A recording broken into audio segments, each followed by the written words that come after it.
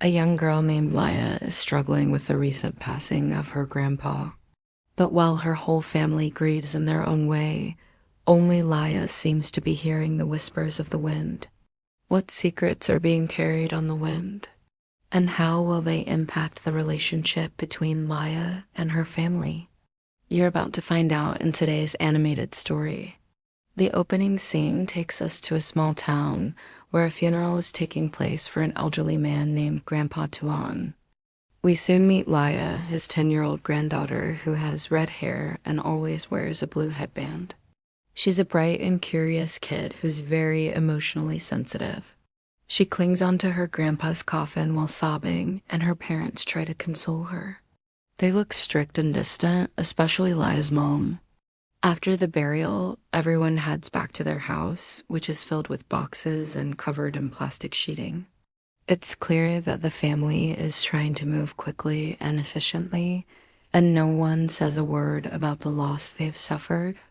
Laya goes upstairs to the attic, which is messy and full of cobwebs.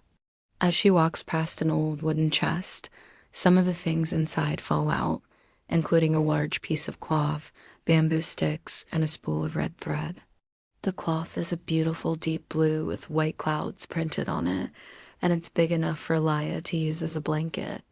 When she spreads it out on the floor, she sees that it has the initials Tuan written on it. She looks around and spots a dusty, unfinished dragon kite made of the same fabric. So she carefully picks it up and strokes its surface, remembering when her grandpa used to fly it for her. Suddenly, she gets an idea to finish the kite in her grandpa's memory. She takes the cloth and bamboo sticks and starts tying knots, humming a little tune. That night, as Laya is sleeping, she hears the wind whispering outside her window. "You can do it, Laya." She wakes up feeling inspired and excited, and she asks her mom if she could make a kite like her grandpa used to. Mai doesn't seem too happy about this idea, but she agrees anyway. Later, Laya goes to the market to buy supplies, but she's disappointed to find that they don't have any blue cloth left. Just then, an old woman approaches her and says she might have what Laya's looking for. She takes Laya to her house, which is filled with colorful kites of all shapes and sizes. Laya's eyes widen in amazement as she spots a huge dragon kite hanging from the ceiling. The old woman tells Laya that she was close friends with her grandpa, and she was happy to see someone carrying on his legacy. She gives Laya the blue cloth she needs and shows her how to make a special type of kite called a dragon kite. After buying more supplies at the market, Laya returns home. She's grateful for the old woman's help, but she still doesn't know how to actually make a kite. She sits down on the porch and sighs. Just then, the wind speaks to her again. "Follow me, Laya." It leads her through the town, past houses with blooming flowers and laughing children. Finally, they stop in front of a small workshop. Laya knocks on the door and an old man opens it. He looks very kind and welcoming. Laya asks him if he could teach her how to make a kite, and he happily agrees. As he talks, the wind chimes hanging outside the shop chime softly. Laya learns that her grandpa was once a famous kite maker who won many international kite contests. He even had 2 apprentices, her mom, Mai, and her uncle die, but something happened that caused the 3 of them to break apart. When Laya comes home, she checks her grandpa's things and finds a stack of old letters in the trash. She reads them and learns that they were apology drafts from her grandpa to his children. He apologizes for yelling at them when they were kids and causing them to fight. He also admits that he put too much emphasis on winning the contest and not enough on his family. Laya looks around the room and notices a box filled with newspaper clippings. She opens it and reads about her grandpa's amazing kite-making skills. In one of the articles, he's quoted as saying, "Every kite is like a dream. You have to let them fly freely and be patient until they come back to you." Laya thinks to herself, "Grandpa, I want to make you proud."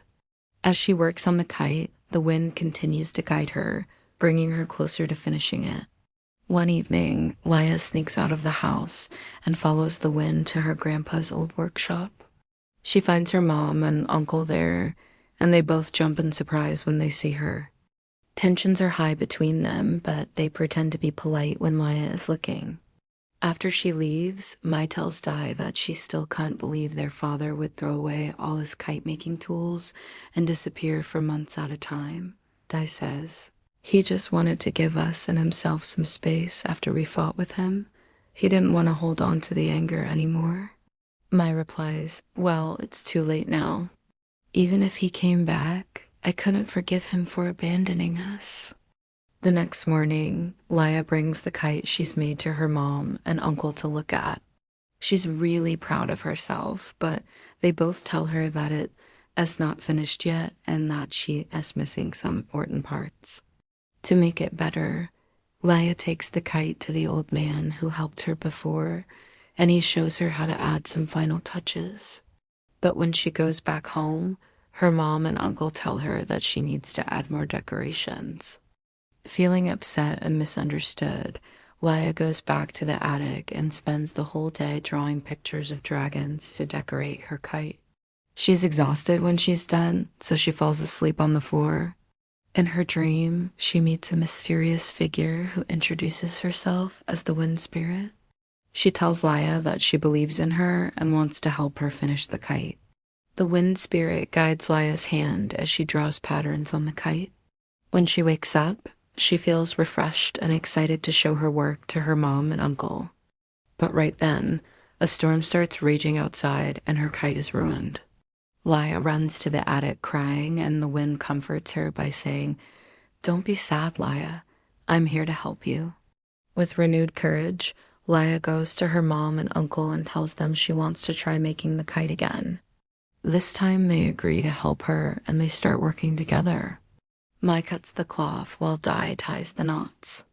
At first, it's awkward, but then they start laughing and joking around like old friends. The kite starts to take shape, and Laya remembers her grandpa teaching her how to fly it. As they work, Mai tells Dai that she's been angry at their dad for a long time, but she realizes now that it's not helping anyone. Dai nods in agreement and says he wants to apologize to their dad too. Just then, Laya looks up at the sky and shouts, "Look, it's a rainbow." The three of them smile at each other and continue working. On the day of the kite festival, the family gathers together with the rest of the townspeople in a field full of flowers and trees. There are all kinds of kites in the sky, but Laya's kite is the biggest and most beautiful. The moment has finally come to release it. Laya lets go of the string, and the wind carries the kite into the air. It flies higher and higher until it reaches the clouds. Laya, Mai, and Dai watch in amazement as the kite forms a glowing dragon shape and dances in the wind. Then suddenly, the wind changes direction and the kite starts to fall.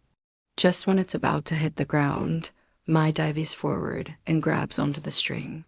She pulls it tightly and the kite starts to rise again. This time it goes even higher than before, soaring above all the other kites. The wind spirit swirls around them in celebration. Finally, Mai lets go, and the kite reaches its highest point, shining brightly against the blue sky. Laya, Dai, and the townspeople cheer.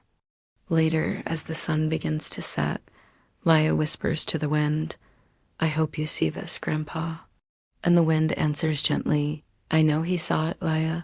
He was very proud of you."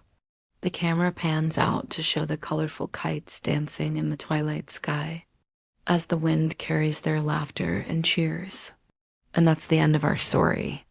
Thank you for watching, and if you liked it, please don't forget to share with your friends and family. Until next time.